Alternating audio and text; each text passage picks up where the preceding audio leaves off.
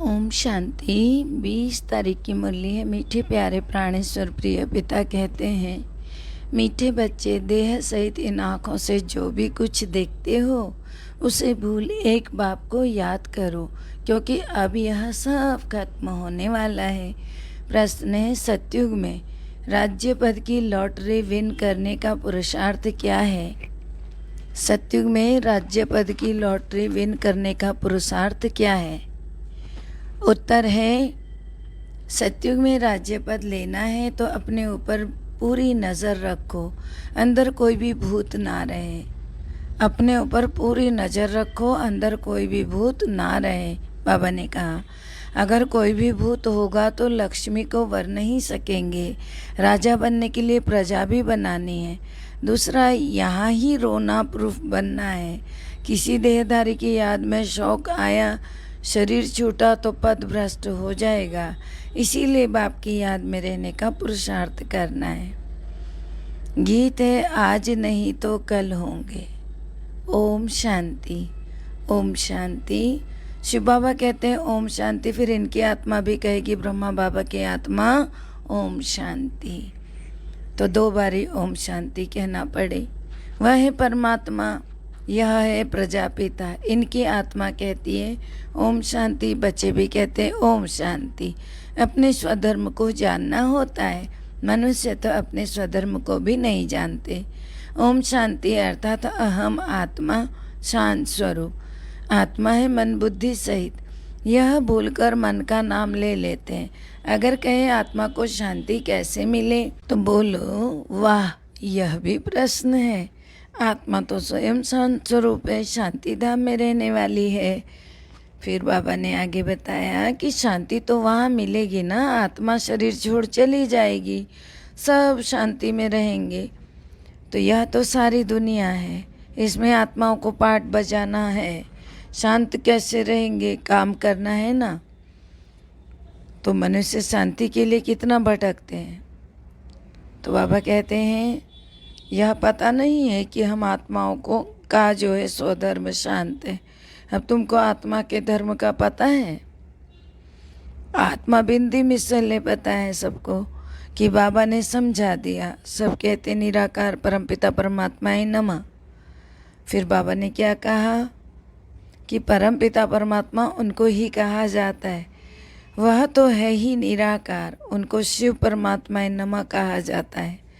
अब तुम्हारी बुद्धि योग उस तरफ है। मनुष्य तो सब देह अभिमानी है, उनका योग बाप तरफ नहीं है। तुम बच्चों को हर बात समझाई जाती है, गाते भी है ना, ब्रह्मा देवताय नमः। ब्रह्मा का नाम लेकर ऐसा कभी नहीं कहेंगे ब्रह्मा परमात्माय नमः। एक को ही परमात्मा कहा जाता है, वह है ही रचयिता। तुम जानते हो, हमें शिव बाबा के बच्चे, उसने हमको ब्रह्मा द्वारा क्रिएट किया है, अपना बनाया है। ब्रह्मा की आत्मा को भी अपना बनाया है। वर्षा देने के लिए ब्रह्मा की आत्मा को भी कहते हैं ना, मुझे याद करो। बीके को भी कहते हैं मुझे याद करो। मामेकम याद करो। तो यह देह का अभिमान छोड़ दो। यह ज्ञान की बातें हैं। 84 जन्म लेते लेते अब यह शरीर तो जड़ जड़ीभूत हो गया है, बीमार रोगी हो गया है। तुम बच्चे कितने निरोगी थे। सतयुग में कोई भी रोग नहीं होता है, एवर हेल्दी थे, कभी देवाला नहीं मारते थे। अभी से ही अपना वर्षा 21 जन्मों के लिए ले लेते हैं, इसीलिए देवाला मार ना सके। यहाँ तो देवाला मारते ही रहते हैं। बच्चों को समझाया, गाते भी हैं ना कि परमपिता परमात्मा शिवाय नमः। ब्रह्मा को परमात्मा नहीं कहते हैं, उनको प्रजापिता ब्रह्मा कहते हैं। देवताएं सूक्ष्म वतन में हैं। फिर यह कोई को पता नहीं है। परमात्मा परम धाम में, देवताएं सूक्ष्म वतन में दिखाया, तो यह किसी मनुष्य को पता नहीं है। प्रजापिता ब्रह्मा ही फिर जाकर फरिश्ता बनते हैं, तो सूक्ष्म वतनवासी बनते हैं, अर्थात सूक्ष्म देहधारी, जो कि प्रकाश की काया दिखाया जाता है। अब बच्चों को बाप ने समझाया है, मामेकम याद करो, तुम भी निराकार हो, हम भी निराकार हैं, मामेकम याद करो। और जो भी देहधारी है उनसे बुद्धि योग हटाना है। देह से देह के इन आँखों से जो भी कुछ देखते हो, दो देह से देह के संबंध तो सब खत्म होने वाला है। फिर तुमको जाना है सुख धाम वाया शांति धाम। शांति धाम से होते हुए सुख धाम में आना है वापस। उस सुख धाम अथवा कृष्णपुरी की तो तुमको चाहना रहती है ना। तो बाप कहते हैं शांति धाम सुख धाम को याद करो। भल सतयुग में भी पवित्रता सुख शांति रहती, परंतु उसको शांति धाम नहीं कहेंगे। कर्म तो सबको करना होता है, राजाई करनी है। सतयुग में भी कर्म करते हैं, परंतु वह विकर्म नहीं बनता।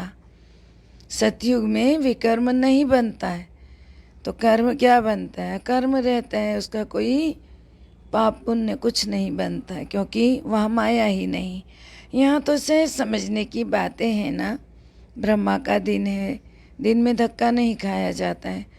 जब रात होती है ना, तो ब्रह्मा की रात में धक्का खाया, कलयुग के घोर अंधकार में जब भटके। अभी तो संगम युग में आ गए, रात अंधेरे में धक्का खाए जाते हैं। तो आधा कल्प भक्ति ब्रह्मा की रात है, जिसको भक्ति में धक्का खाना कहते हैं बाबा। आधा कल्प ब्रह्मा का दिन बाबा ने बताया। एक स्थान पर 6 मास दिन 6 मास रात भी होती है, कोई ऐसी जगह भी है धरती में।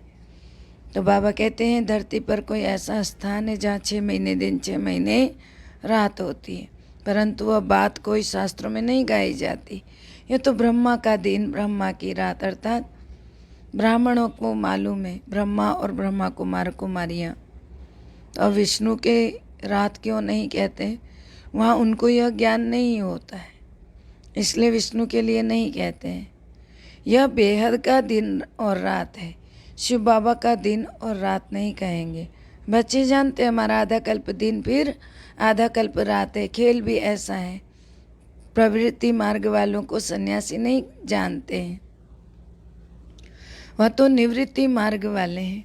वह स्वर्ग और नरक की बात नहीं जानते। वह तो कहते हैं ना स्वर्ग कहाँ से आया, क्योंकि शास्त्र में सतयुग को भी नरक बना दिया। अब बात बहुत मीठी मीठी बातें सुनाते हैं। कहते हैं बच्चे मैं निराकार ज्ञान का सागर हूँ। मेरा पाठ ज्ञान देने का इस समय इमर्ज होता है।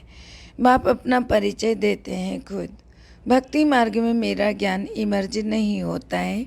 इस ज्ञान मार्ग में कलयुग के अंत में, जिसको कि हम संगम युग कहते हैं, यहाँ बाप आते हैं और उनका ज्ञान इमर्ज हो जाता है।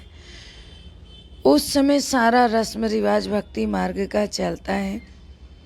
तो ड्रामा अनुसार जो भक्त जिस भावना से पूजा करते हैं, उनको साक्षात्कार कराने में शिव बाबा कहते हैं मैं ही निमित्त बना हुआ हूँ। उनको कोई मूर्तियों से कुछ नहीं मिलता, यह दृश्य मैं ही दिखाता हूँ उनको। उस समय मेरी आत्मा में ज्ञान का पाठ इमर्ज नहीं होता है। जब द्वापर शुरू होता है केवल साक्षात्कार का पाठ चलाते हैं, ज्ञान नहीं सुनाते। वह अभी इमर्ज होता है। जैसे तुम्हारा 84 जन्मों का रील भरा हुआ है, मेरा भी तो जो पार्ट ड्रामा में जब नुदा हुआ है वह उसी समय बजता है। इसमें संशय की तो बात ही नहीं है। अगर मेरे में ज्ञान इमर्ज होता तो भक्ति मार्ग में भी किसी को सुनाता।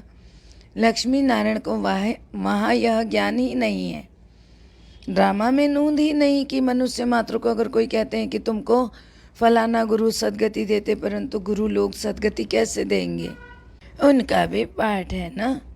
कोई कहते हैं कि यह बरोबर दुनिया रिपीट होती रहती है, यह चक्र फिरता रहता है। उन्होंने फिर चरखा दिखा दिया, चरखा रख दिया। सृष्टि का चक्र है, वंडर देखो कैसा है। चरखा फिराने से पेट पूजा होती है। यहाँ से इस सृष्टि चक्र को जानने से किस जन्मों के लिए तुमको प्रारब्ध मिलती है। बाबा यथार्थ रीति अर्थवेद सुनाते हैं, बाकी सब अयथार्थ सुनाते हैं। तुम्हारी बुद्धि का ताला खुला हुआ है। ऊंचे थे ऊंचे भगवान, फिर ब्रह्मा विष्णु शंकर है। सूक्ष्म वतनवासी, फिर स्थूल वतन में पहले लक्ष्मी नारायण, फिर जगत अम्बा जगत पिता है। वह संगम के हैं, है तो मनुष्य ही। भुजाएं आदि कुछ भी है नहीं। ब्रह्मा को भी 2 भुजाएं, भक्ति मार्ग के चित्रों में कितनी भुजाएं दे दी हैं। अगर किसी को 8 भुजा हो तो 8 टांगे भी तो होनी चाहिए। ऐसे तो होता ही नहीं है। रावण को 10 शीश दिखा देते तो भी टांगे तो 20 देनी चाहिए। फिर अगर 10 शीश हैं तो टांगे 20 होनी चाहिए। यह सब गुड़िया हैं। बाबा ने कहा गुड़ियों के खेल की तरह गुड़ियाएँ बना दी हैं। कुछ भी समझते तो है नहीं। रामायण आदि सुनाते रहते। रामायण जब सुनाते तो बहुत रोते भी हैं। बाबा समझाते हैं यह सब भक्ति मार्ग है। जब से तुम वहाँ मार्ग में गए हो ना, तब से काम चिता पर बैठ तुम काले बन गए हो। अब एक जन्म में ज्ञान चिता का हथियाला बांधने से 21 जन्म के लिए वर्षा मिलता है। वहाँ आत्माभिमानी रहते हैं। एक पुराना शरीर छोड़ दूसरा नया ले लेते। रोने आदि की बात नहीं रहती है। यहाँ बच्चा पैदा होगा तो बधाई देंगे, धूमधाम से मनाएंगे। कल बच्चा मर गया तो या हुसैन मचा देंगे। दुख धाम है ना। तो जानते हो भारत पर ही सारा खेल है। भारत अविनाशी खंड है। उसमें सुख दुख नरक का स्वर्ग का वर्षा होता है। बाबा कहते हैं नरक स्वर्ग का वर्षा होता है। हेवनली गॉड फादर ने ही जरूर हेवन स्थापन किया होगा। लाखों वर्ष की बात तो कोई को याद ही नहीं होगी। कैसे याद पड़ेगी, किसको भी पता नहीं है। स्वर्ग फिर कब होगा। ये कह देते हैं ना कलयुग की आयु अभी 40,000 वर्ष है। अब 40,000 वर्ष में कितने जन्म लेने पड़े, जबकि 5,000 वर्ष में 84 जन्म है। अब तुम बच्चों की समझ में आता है, तुम रोशनी में हो। बाकी जिनको ज्ञान नहीं है वह अज्ञान नींद में सोए पड़े।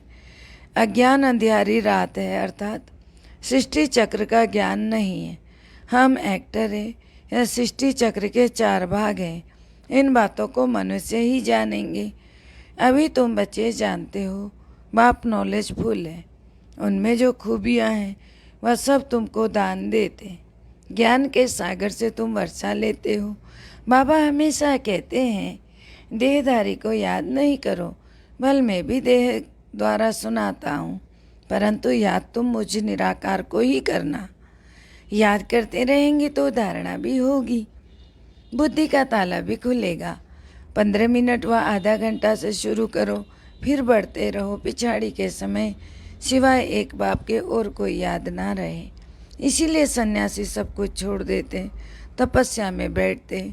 जब शरीर छोड़ते तो उस समय आसपास का वायुमंडल भी शांति का हो जाता है। जैसे कोई शहर में कोई महापुरुष ने शरीर छोड़ा है तो तुमको तो अब ज्ञान है।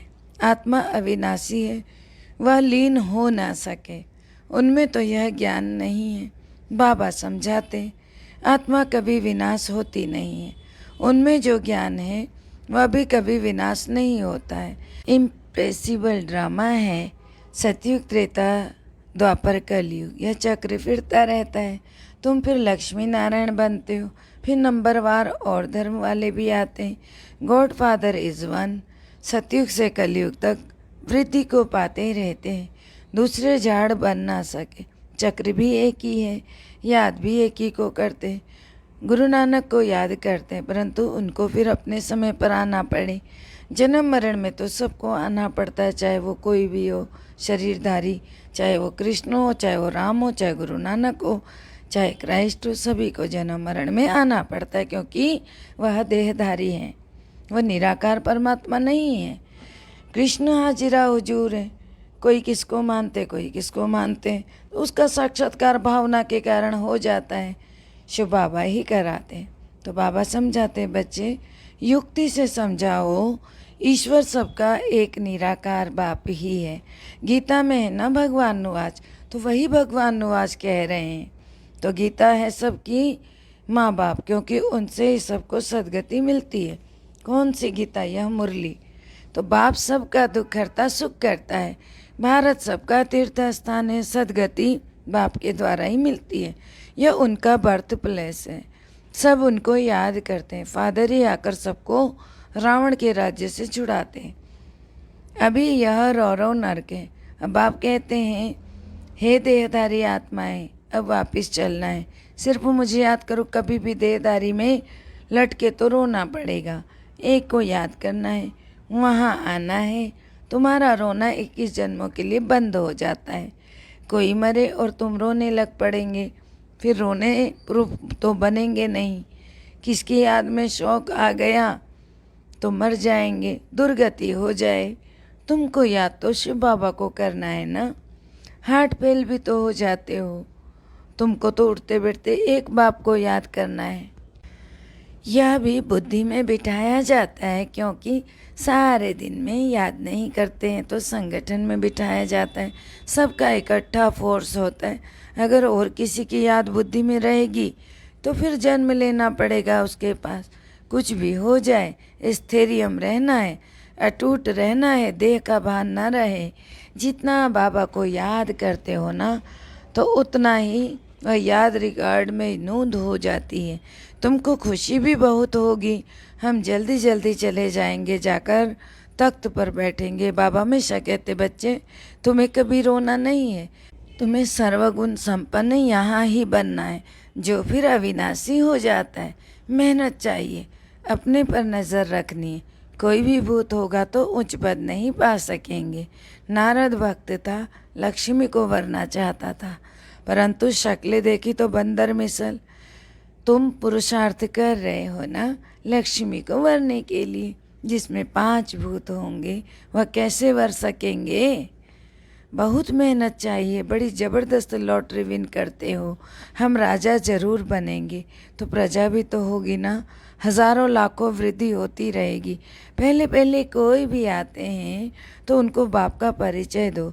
पतित पावन परमपिता परमात्मा से तुम्हारा क्या संबंध है, यह उनको समझाओ जरूर। तो बाबा कहते हैं, अच्छा लिखो फिर, एक ही पतित पावन सर्व को पावन बनाने वाला है। लिखवा लेने से फिर कोई और बहस नहीं करेंगे। बोलो तुम यहाँ सुनने आए हो व सुनाने। सर्व का सदगति दाता तो एक ही निराकार है ना, वह कब आकर साकार में नहीं आता है। तो बाबा कहते हैं, अच्छा फिर प्रजापिता से क्या संबंध है। वह है साकारी, वह है निराकारी। शिव बाबा निराकारी, प्रजापिता ब्रह्मा बाबा साकारी। तो शरीरधारी साकारी, निराकारी अशरीरी। हम एक बाप को याद करते, हमारा एम ऑब्जेक्ट है इनसे हम राजा ही पाएंगे। अच्छा मीठे मीठे सिकल दे बच्चों प्रति माता पिता बाप दादा का याद प्यार और गुड मॉर्निंग। रूहानी बाप की रूहानी बच्चों को नमस्ते। हम रूहानी बच्चों की रूहानी बाप दादा को दिल व जान से सिक व प्रेम से याद प्यार नमस्कार, good morning, diamond morning, Om Shanti. धारणा है पहला, किसी भी देहधारी में अपनी बुद्धि नहीं लटकानी है। याद का रिकॉर्ड ठीक रखना है, कभी भी रोना नहीं है। दूसरा, अपने शांति स्वधर्म में स्थित रहना है। शांति के लिए भी भटकना नहीं है, सबको इस भटकने से छुड़ाना है। शांति धाम और सुख धाम को याद करना है। मीठी प्यारी बाबा का वरदान है, निर्माणता द्वारा नव निर्माण करने वाले निराशा और अभिमान से मुक्त भवा। निर्माणता द्वारा नव निर्माण करने वाले निराशा और अभिमान से मुक्त भवा। अर्थ है, कभी भी पुरुषार्थ में निराश नहीं बनो, करना ही है, होना ही है। विजय माला मेरा ही यादगार है, इस स्मृति से विजयी बनो। 1 सेकंड व मिनट के लिए भी निराशा को अपने अंदर स्थान ना दो। अभिमान और निराशा यह दोनों ही महाबलवान बनने नहीं देते हैं। अभिमान वालों को अपमान की फीलिंग बहुत आती है, इसलिए इन दोनों बातों से मुक्त बन निर्माण बनो। नव निर्माण का कार्य करते रहेंगे। स्लोगन है, विश्व सेवा के तख्त नसीन बनो तो राज्य तख्त नसीन बनेंगे। विश्व सेवा के तख्त नसीन बनो तो राज्य तख्त नसीन बनेंगे। ओम शांति। सबका भला हो, सब सुख पाएं, सब परमात्मा से जुड़ जाएं, अंत समय में अपना जीवन सफल बनाएं, मुक्ति जीवन मुक्ति को पाए, सबकी मनोकामना पूर्ण हो जाए। ओम शांति।